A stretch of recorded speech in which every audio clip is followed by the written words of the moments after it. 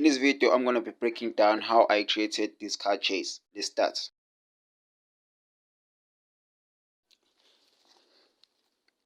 Don't forget to like and subscribe. Okay, so I started by modeling the assets I'm gonna use on my scene, like houses, cars, and also creating 3D scans using Kiri Engine Mobile. You can get it on your app store. As you can see, I've created a house library for my scene for easy access. I just drag and drop to my scene and lay out my houses in the right position.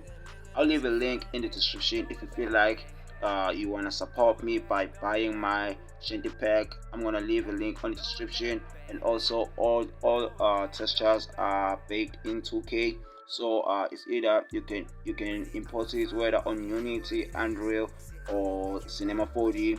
The quality will not be lost.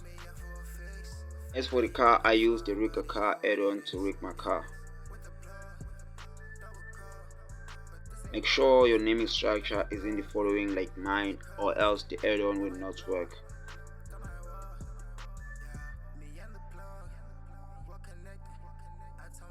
Test out the bones to see if they all work in a correct way, or else if not, go back and change your naming structure according to the naming structure that I've shown you recently.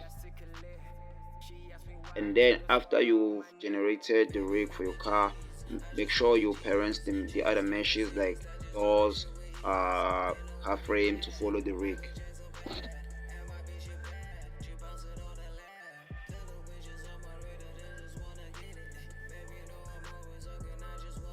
I added the bezier curve on my scene where I'll be animating my car onto. I scale it and then I apply scale so that I won't have any problems. And then I go to my rig pose mode, select a body bone, then add a follow path constraint, and then select the curve you just added in your scene.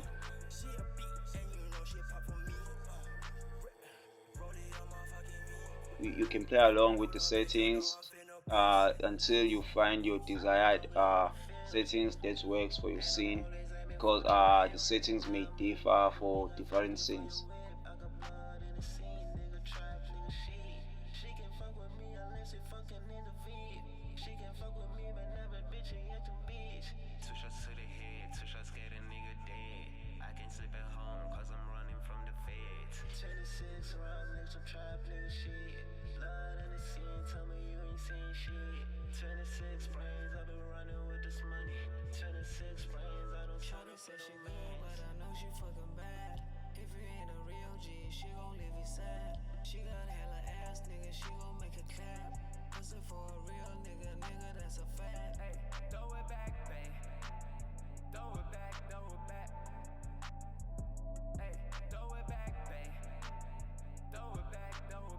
As for the ground, I imported a normal texture that I got online, and then I added an array modifier followed by a curve modifier, and then on my curve modifier I selected a bezier curve that we've already added, that our car is animating on, and then I select it so that my array will array along the curve.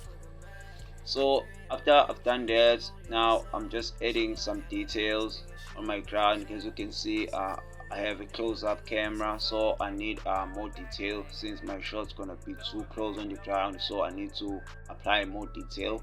So you don't need every scene to be that detailed. If an object is gonna be far from the camera, and then there's no need to put more vertex on your scene, as your scene is gonna be slow on rendering, and then it's gonna cost you some CPU time.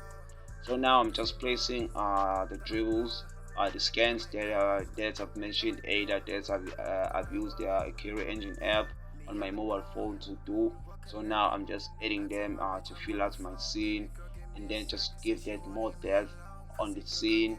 As you can see, the camera is following the car as the car passes by, so yeah, I'm just adding those dribbles just to give my scene more life, and then and more creativity on my scene.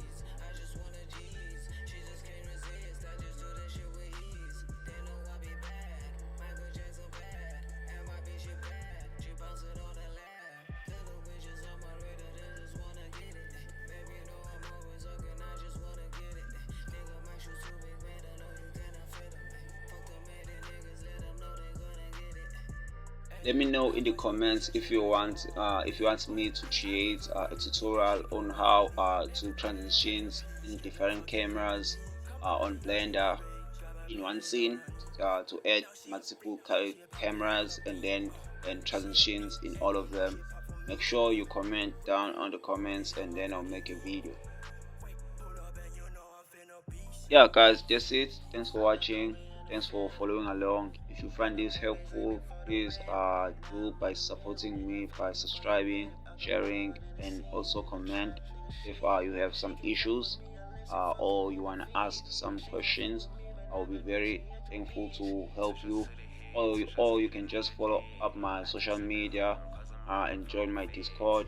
And also if you can uh,